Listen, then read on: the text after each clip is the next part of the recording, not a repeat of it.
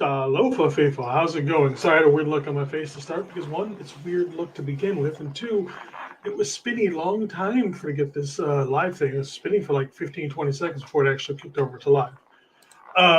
As you guys can probably hear, my voice is kind of shot right now. I probably sound like completely like shit. I'm sick. I'm tired, but um, there's a show to be done, so I'm going to try and get through it as best I can. Um, Probably didn't get done all the work that I wanted to do on it simply because I feel like shit and I've been sick. So yeah, I'm going to go ahead and get started and start the um, the intro stuff, and then we will be right back, everybody. Rice has just set a Super Bowl record with 12 catches. He's in motion. Montana, touchdown, John Taylor.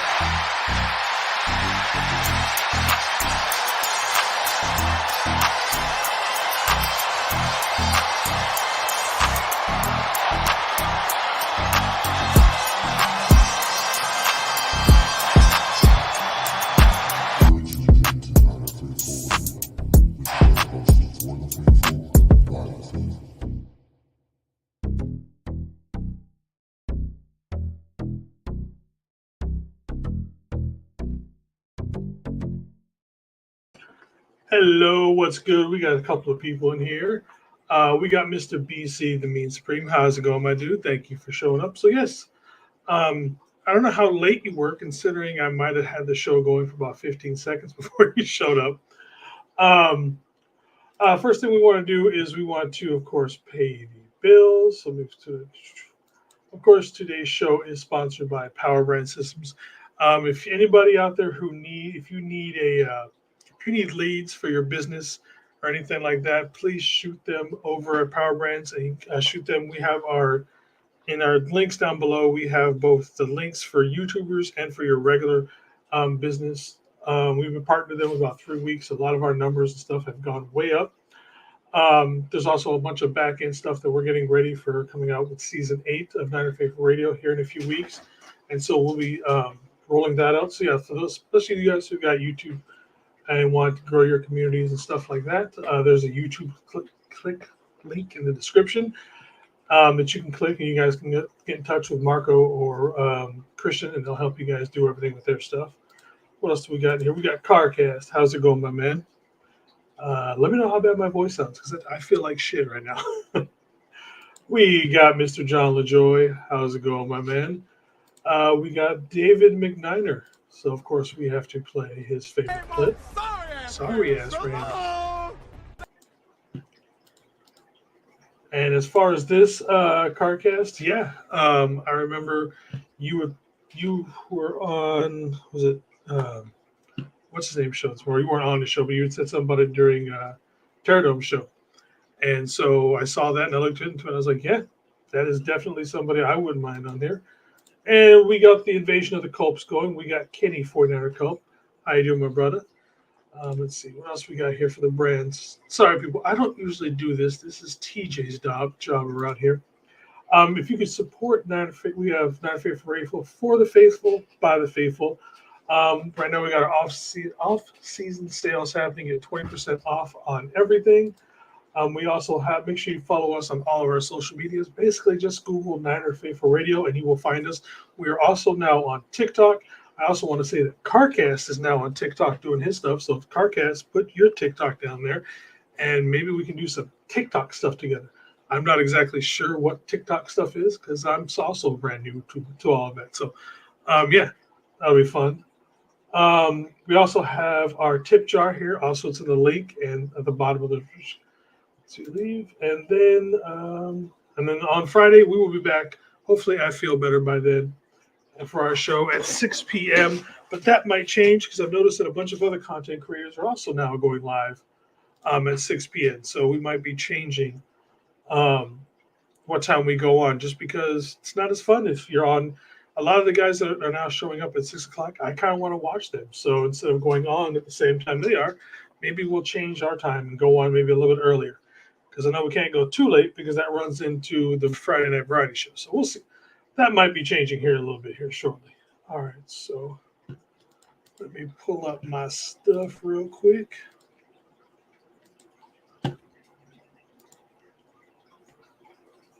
And just so you know, this probably won't be the longest show today just because, again, I feel like shit. All right. So obviously, we're going to be talking over some of the free agents that are available. We went over the free agency that are on the 49ers and then the ones who are former 49ers on the show on Friday night and last Tuesday.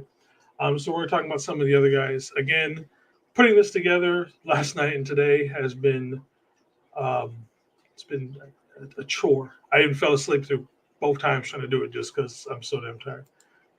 Yeah, man, I'm just going to say this about the whole TikTok thing. We were getting like hundreds of views on some of the stuff that we're putting out, and I haven't actually dove into it too much. I'm just kind of doing some of the same posts. So I can't wait to actually start doing some actual, like real type stuff and shorts or whatever you want to call it on TikTok. So I'm definitely looking to get started with that. But yeah, we can definitely do some stuff with CarCast over there. But just like Kyle Shanahan, the cap did go up. It's $255.4 million this year. The rich keep on getting richer when it comes to this stuff. So Kyle's going to be out there with his Pokeballs, and we're going to see what kind of free agents we can bring to the 49ers. All right, so first things first, today was the first day of the Combine, and Lynch was up there speaking, obviously, today. One of the most interesting thing that I saw when it came to the Combine was right before on stage, and it was almost like it was pre-planned and done on purpose. But John Lynch walked up, and Philadelphia Dom was just standing there, and they gave it, they dapped, they hugged it up, and it was almost like it was a stage to say that everything was cool between the 49ers and Eagles, when we know that's not. But it'd be a little interesting to see how that looks when that picture gets around, because I haven't seen anybody post it yet. I do have it cut. I just haven't posted it to see what everybody feels like with him and Dom from the Philadelphia security coaching staff, whatever the hell you want to call it. See what kind of track that gets with the faithful, because obviously we don't like the man very much. Throwing a punch at Greenlaw or whatever else, that whole thing. But yeah, so that was the first interesting part I thought about that. So see what else I got in my notes here. One of the first things he did was he praised Alabama and Nick Saban with how they've basically changed how college football has been run and how effective their players were coming in because of the way that Nick Saban coaches them. And talking about like how his system and the 49ers, they're both churning over coaches so fast just because everybody wants to be part of that system and the system is working. And so kind of like, he's had to learn almost from Nick Saban, excuse me, about, trying to get new coaches in, what to look for in new coaches. Let's see. Dom, a babysitter to coaches and players. Yeah, I'm not exactly sure what his official title is, but with all the stuff coming out that, basically Sirianni can't do anything without Dom looking over his shoulder, making sure everything's going to be okay.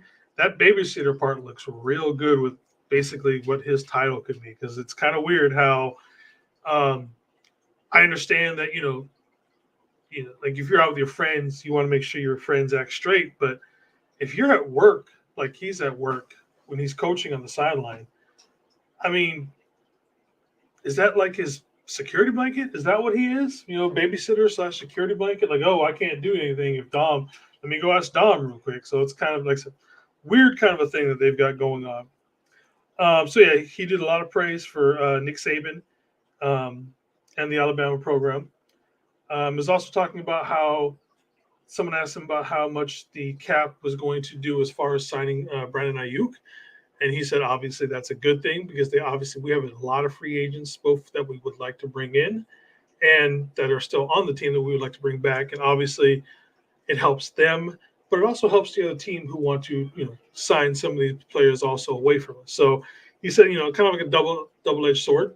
It's good because they can offer the money to those guys, and that it also gives these guys an opportunity to go get some of that money for themselves.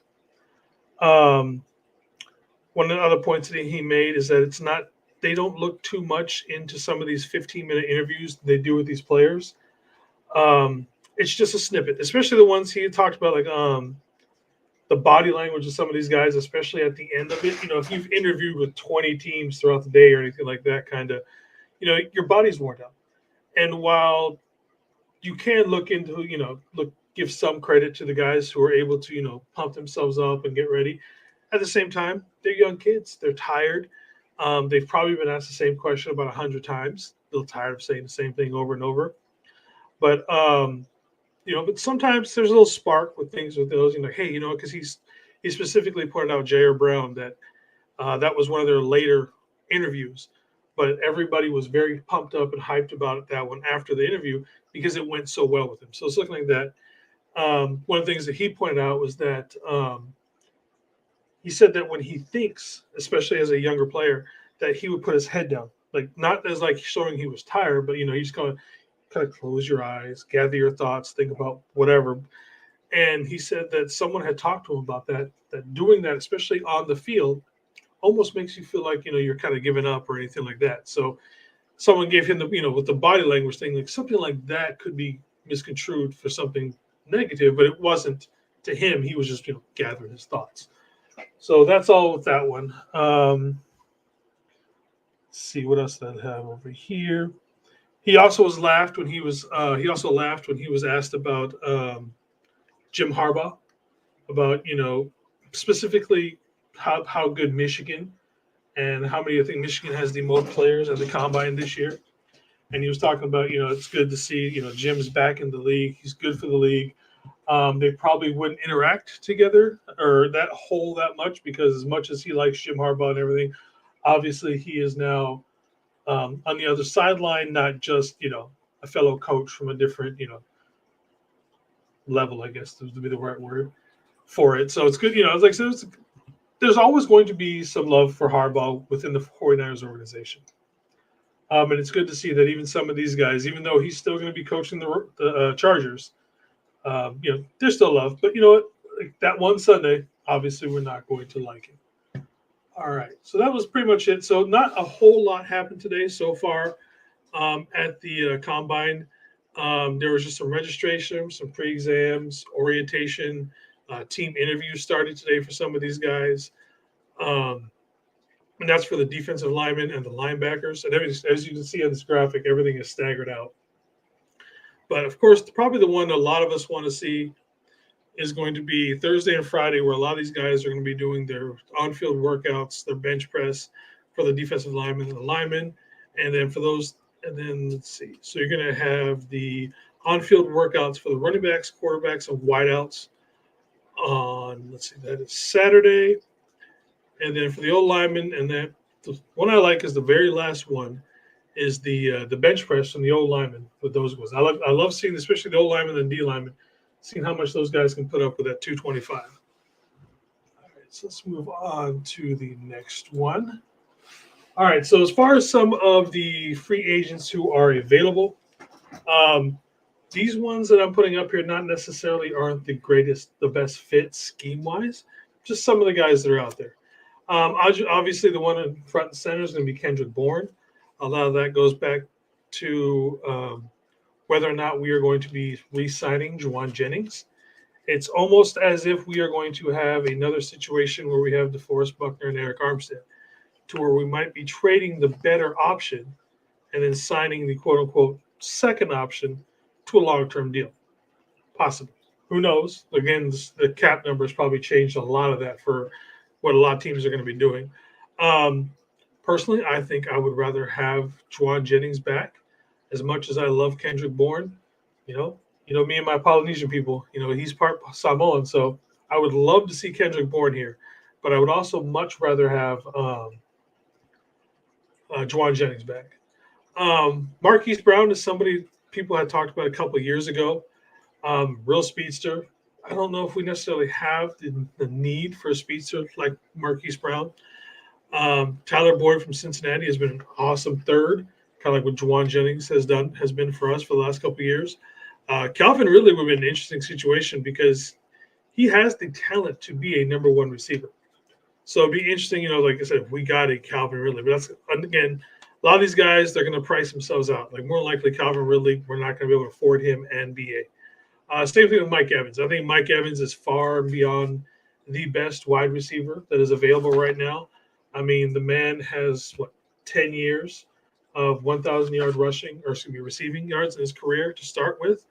Getting close to Jerry's record, probably not going to be Jerry's record. But still, I mean, he is the best consistent receiver in the NFL right now. I don't think there's anything else with that. Let's see. All right, then we got the big boys up front for as far as who will be protecting Brock. One that I changed and put in last second this morning was Laken Tomlinson let go by the Jets. Now, I've seen it back and forth in a few different chat groups, where it's almost like it's 50-50 at times to whether or not we want him back. Is he an upgrade over Aaron Banks? Can he play right guard? Because we do have, obviously, Aaron Banks and Trent on the right side. That said, I still think we need to bring him in. Yes, he did have 50 some odd pressures and this and that, but you look at who had playing for quarterback last year.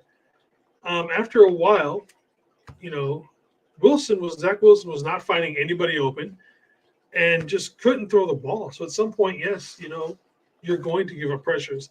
I'd like to see more of a stat as far as to how long he went back there without giving up pressures versus just a pressure. Because if he's holding him for 4 or 5 seconds and then, Zach Wilson is running around and the guy slips off and then gets him, and that's the issue. I'd like to see that compare, but maybe I can do that when I feel better. I personally would love to see Laken Tomlinson back. I think even putting him back on the right side with maybe some rookie tackle, I think, or even Feliciano, would be good. And then also, again, that's with Feliciano, who John Lynch also did say that he played well enough to where they expected or they wanted to bring him back. We also have tackle Jonah Williams, who had actually requested a trade from Cincinnati last year. And I know a lot of us here had said that, with just Colton McKivitz being the starter last year, that we need to go out and get Jonah Williams. If for nothing else, he could push McKivitz for that right tackle starting position. Guard Kevin Zeitler, also available, coming over from the Ravens. I think the big name one right now is going to be tackle Tyron Smith from the Cowboys. He's going to be the big name as far as offensive lineman is when it comes to free agency. Obviously, I don't think we are going to be able to get Tyron Smith. Even if he agreed to switch over to right tackle or anything like that, he is just going to command too much money. But hey, if he wants to take a very friendly, 49er friendly contract, sure. But let's be honest, he's probably not.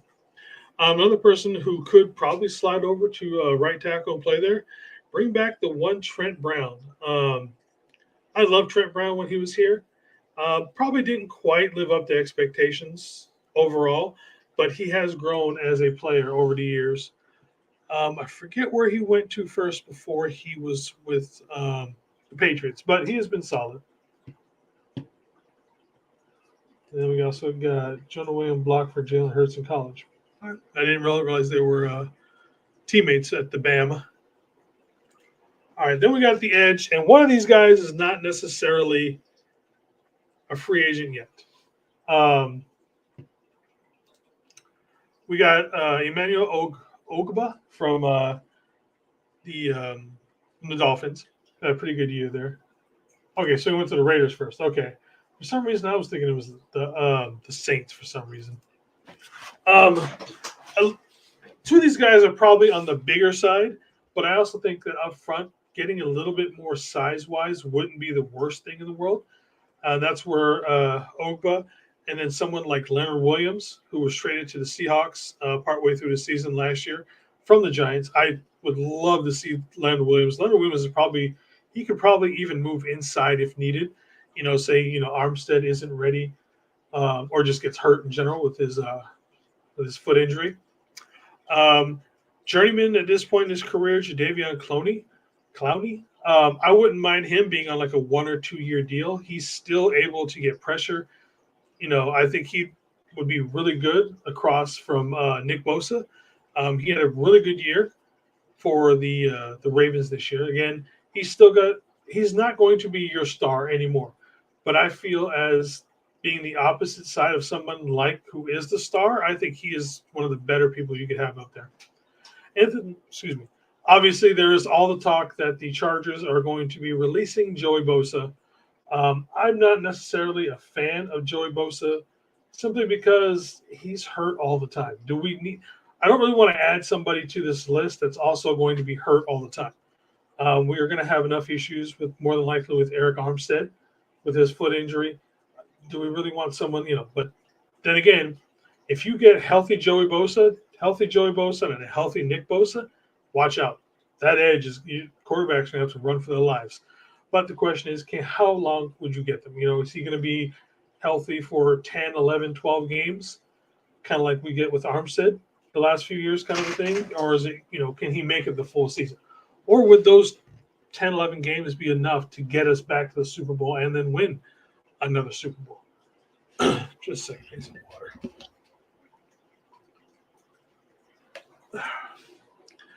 Again, I'm sorry if I sound like shit. I am sick and I feel like shit. So, also probably low key trying to rush through this just so I don't have to do this anymore today. The guys in the middle, I really think that we need to get better up the middle. I know we get Hargraves. Depending on what we get for Armstead, I still think we need more pressure from the inside. I think all of these guys, a little bit bigger than those guys, possibly take up some. Of course, someone like DJ Reader and Chris Jones are probably out of the question. Probably a reach on both of the Justins, actually. I don't know why I didn't notice that before. But all four of these guys can definitely get up the middle, stuff the run. And I feel like we don't have enough run stuffers at this point. Javon Kinlaw was, supposed to be that style of a player. Did a better job of it this year, but not enough to where I wouldn't look for an upgrade. Also, Javon Kinlaw and Kevin Givens, another person who was a really good run stopper at times. Both of those guys are free agents, so who knows if we're going to get them back. Like I said, these guys are just kind of like the guys I would love to have. Probably a little bit out of our price range, even with the increased salary cap. Let's see. And there is the backers. I feel with the injury to Dre Greenlaw, this position has become a very high priority for us because of the style of defense that we play and how good the linebackers on this team have been, with Greenlaw and Dre, and even Azeez with his time here. Who knows how long it's going to be for Greenlaw to come back. And unfortunately, with it being a Achilles injury, who knows if we're going to get back the old Dre Greenlaw. Yes, there's been improvements in this stuff. Aaron Rodgers is supposed to come back during the season, all that kind of stuff, but we'll see. Again, Achilles injuries are kind of hard to come back from. If you wanted to spend a ton of money, you'd probably go out and get Daniel Hunter. Probably the best linebacker that's out there available right now. Personally, I think we would be doing a disservice to this team if we did not go and get Azeez. Azeez was there in the playoffs, pumping people up in the huddle. You can't tell me that he doesn't want to be back on this team. Being a Tennessee Titan, yet he's hanging out with all these 49ers and everything during the playoff run and whatnot. Yeah, you can't tell me that he wouldn't possibly even take a team-friendly deal just to get back on this team. He would be my number one personally because we already know what he is. His play really didn't go down that much in Tennessee, and I think he's plug and play. Let's see. Cardcast. Todd Bowles played with the Niners. Shaq Barrett played with Todd Bowles. There you go. I think Shaquille Barrett would also be another. I'm not sure about him, Cardcast. You seem to know more about Barrett than I do. How is he in coverage? With like Drake, compared to like Dre Greenlaw. We know Azeez and Daniel Hunter can cover guys as needed. I'm not quite sure about Shaquille Barrett. So that'd be my only issue with him. But I do, as far as him like being that kind of a hitting machine that Greenlaw was, he can definitely hit. He can definitely hit hard. and I like the attitude that he brings with all that good stuff. The question is, can he cover? Because we do ask our linebackers to cover quite a bit. And obviously in the Super Bowl, once Dre went down, all of a sudden Mr. Swift got hot, and then all of a sudden that game turned. So be interesting to see what we can do as far as getting coverage. I don't necessarily foresee Oren Burks or Demetrius Flangens-Foles coming back. They've probably played well enough to where they're going to work their way into getting starter money and being able to start on other teams, unless we bring them back. We do have, someone like D. Winters still on the team who we could possibly get up and start. That might be. Maybe they have the faith in him. But again, I think right now it's that we don't know. And so getting someone like Azeez, to me, would be the best way to go. Just get him, plug him in, rotate someone like Winters in a little bit, and then we just go from there and see how it is. Maybe he's actually, better than Azeez. That's fine. We can have both of them on the team at the same time. And then the last one that we have, I have the DBs. So for our DBs, I don't see it, especially our cornerbacks. A lot of people are saying that we need new cornerbacks. I've seen some people think that, it's almost like we need to draft heavy in quarterbacks, which I don't necessarily believe. Cornerbacks, I think we have one of the best, probably a top 4 or 5 1-2 punch in the league with Ward and Lenore. But I do believe the issue is the drop-off. Now, if we could get somebody to back those guys up, to play that slot, or take over for Debo in the slot without a drop-off in production, I think that would be great. The question is, can we afford another cornerback of that level along with everything else? That's why I think a lot of times, like with, let's see. Bryant says, I have a long commute home. Don't you work? I thought you worked right next door to where you lived or something like that. I could have swore it was something like that at some point, but I could be wrong. As far as the safeties go, obviously we don't need a huge need for safety right now because we do have Jerry Brown, and then we also have Tano Hufanga coming back at some point. Okay, so yeah, I was right, Brian. I thought it was pretty you work next door to where you live or something like that. I got a long commute home. I, however, do want to see both Deshaun Gibson and Logan Ryan sign back, just on the simple fact of, in case something goes wrong, and Huff's not ready to start the season. Who else do we have where we can get there? I would love to see somebody with a little bit more of a veteran presence who could run the DB, the safeties, and get everything set up for them. Let's see. I want to make sure that this is all that I had on here. Yeah, I'll go ahead and share this last one. Usually I save this one for transactions and stuff like that. But the only real transactions this week that hasn't actually had anything happen yet was a DC update. We have interviewed Brandon Staley, Nick Sorensen for the coordinator job, Donald Bullocks, and I forget who else was supposed to be scheduled later on this week. I'm curious if that's going to be taking place over in Santa Clara or if it's going to be maybe they meet up at the Combine and interview with John Lynch or not. So, yeah, that one should be the last I have. Yep. And, well, like I said, everybody, with just me this week, it's going to be kind of a short show. Plus, like I said, I'm trying to get off here because I just want to go curl up in bed with a hottie toddy and call it a night. So hopefully, everybody, thank you guys for showing up to this quick show that we had today. We will be back on Friday. I do believe we're trying to work on a guest. I'm not quite sure who it will be for Friday night. But for the rest, up until the draft, Tuesday show, from now on, we're going to be previewing a specific draft position, with O-line, D-line, stuff like that. We're going to be giving guys some of our top picks for that. And then Friday's show is going to be the usual relaxed show. Probably try and have on a guest every Friday between now and the draft. And then, so that's the plan for right now. Again, everybody, thank you for showing up. I'm going to get out of here. Hopefully, I forget who else is going on. Someone else is going on tonight. Oh, Beto is going on tonight, later on tonight. So make sure you guys should go up to Niners Sickness Podcast, show him some love. Obviously, CarCast with his show, Brian Culp with his show, David McNiner with his show, John LaJoy with his show.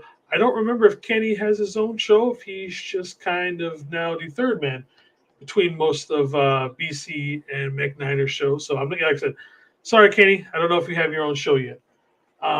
That's all for me, ladies and gentlemen. Fae Fatai Tele Lava. One love.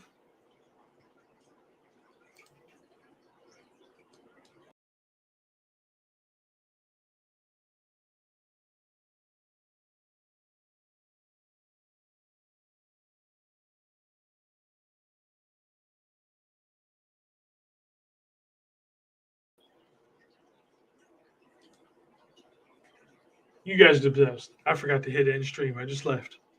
Okay. Now I'm going to end it. Bye-bye.